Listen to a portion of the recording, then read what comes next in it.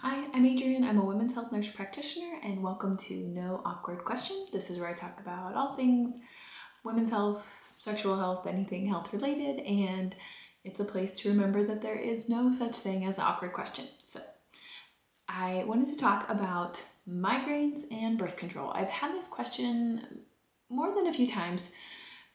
What's the best birth control for migraines, or what can I do about migraines and birth control? So, let's talk about it. First thing, got some notes. So first thing, what is the difference between migraines and migraines with aura? Because there's a really big difference when it comes to your birth control. So if you have migraines, you say, I get really stressed out and then I'll get a migraine. Or I have menstrual migraines. I'm always getting a migraine prior to my menstrual cycle or the first or second day. That's one specific type. There's actually different classifications of different types of migraines, which I won't get into a lot here because there's specific ones that matter the most. So any type of migraine that has a pattern around your cycle or happens due to dehydration or stress or things like that, that's one type. The other type is migraines with aura. So migraines with aura, these are tough. So migraines with aura, whenever we're screening a patient to see what birth control would be best for them, we'll ask about migraine with aura. And the way I typically describe it is I'll say, do you ever have migraines where you'll have a red flag symptom before it happens? The important thing is before. A visual red flag symptom before your migraine happens. So you're like, yep, I lose vision on one side 30 minutes or an hour before or 20 minutes before. I get zigzag vision, I get floaters, I have blurry vision. Anything that has to do with your vision before a migraine happens, because many people with migraines will have photophobia and phonophobia, where you're very sensitive to light and sounds, but that's during your migraine. Migraine with aura is you have the red flag before the migraine actually happens, and it's a visual symptom. So those are two important things to know before we get started. Now, what about migraines? You're like, oh, I definitely don't have that second thing. I just have regular old migraines. They happen from time to time, or I have menstrual migraines. So studies don't support the idea that birth control is a great option to prevent you from having migraines. But some people will report that they have less menstrual migraines when utilizing birth control. So when I was looking into doing this video, I used both ACOG, which is the American College of Obstetrics and Gynecology, and I also used the American Headache Society just to confirm what I typically counsel patients on and make sure I have all my facts straight. So those are some great resources that are evidence-based. So the American Headache Society specifically talks about the use of birth control, not so much for migraine prevention, but for treatment, especially for patients who have menstrual migraines. So their recommendation, or what they find is popular for most people, is to utilize a birth control pill, because it's one of the most popular birth control methods, to use a monophasic type and to use it cyclically. So what does that even mean? A monophasic type of birth control would mean that the amount of hormone is the same every single day. So you can have monophasic, biphasic, triphasic.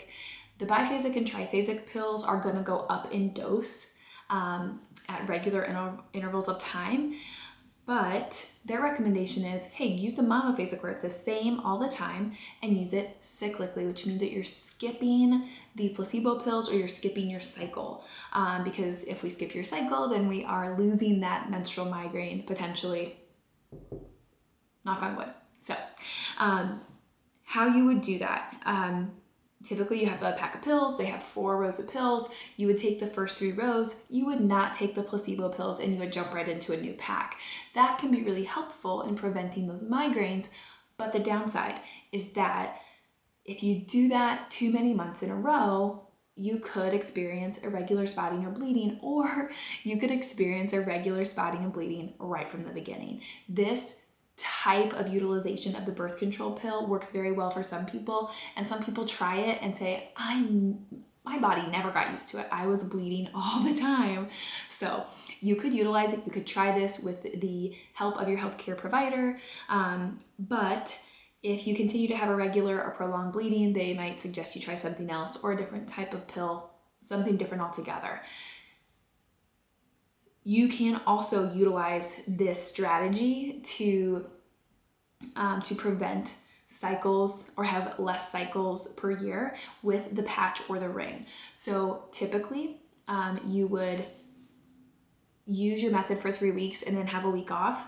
Instead of having that week off, you just go right into a new pack or a new patch or a new ring. In broad sweeping generalizations, we would recommend that someone allow themselves to have a cycle every 3 to 4 months to avoid that irregular bleeding pattern if that's an issue. So if you have regular migraines or menstrual migraines, then that could be an option for treating or potentially preventing migraines that happen due to your menstrual cycle or otherwise. And now let's talk about migraines with aura. So why do we care so much about migraines with aura? Great question. So we do know that patients with migraine with aura have an increased risk of blood clots and stroke. So they are not a good candidate for any type of birth control that contains estrogen. So that automatically takes out the combined pill, the patch, and the ring.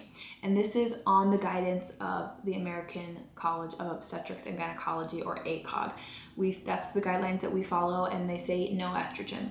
Now, you could follow some other organizations that have more stringent or less stringent guidelines, but to proceed with an abundance of caution, typically your provider is going to say, migraines with aura, oh, no estrogen for you. So then what does that leave you with? So some people are like, well, great, I can't have any birth control then. That's the worst. Not exactly. You have many options that include all of the progesterone only forms of birth control. So there's the mini pill. That has been popular for a long time, but it's less used than the combined pill. So the mini pill has progesterone only. It's very safe. There's no blood clotting risk. It's safe enough to use while you're breastfeeding. The only downside is it's very time sensitive. So if you're like, I am that person who takes my pill every day, but the timing is kind of all over the place, the mini pill might not work for you. You could have a lot of irregular bleeding if you're not taking it on time and you're losing effectiveness. The second option, there's actually a newer progesterone only pill called Slind. It's higher dose, so it has a wider dosing option. So if you miss it by a little bit, it's not the end of the world. And it's also safe to take while you're breastfeeding. So that would be a second option if you're like, I really want a pill, but I don't know if I can take it on time. So those are some options that could potentially be awesome. The other option would be a depot shot. Ups and downsides, it's every 3 months. So some people like that convenience. Some people feel like that's still not very convenient.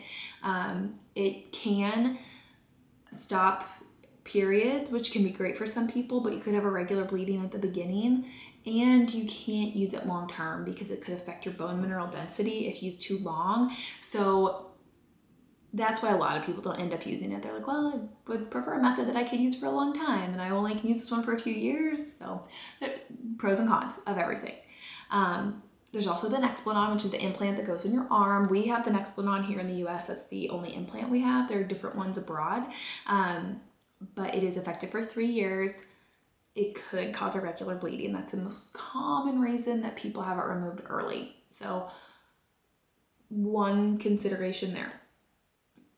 And then you have the option for all the IUDs.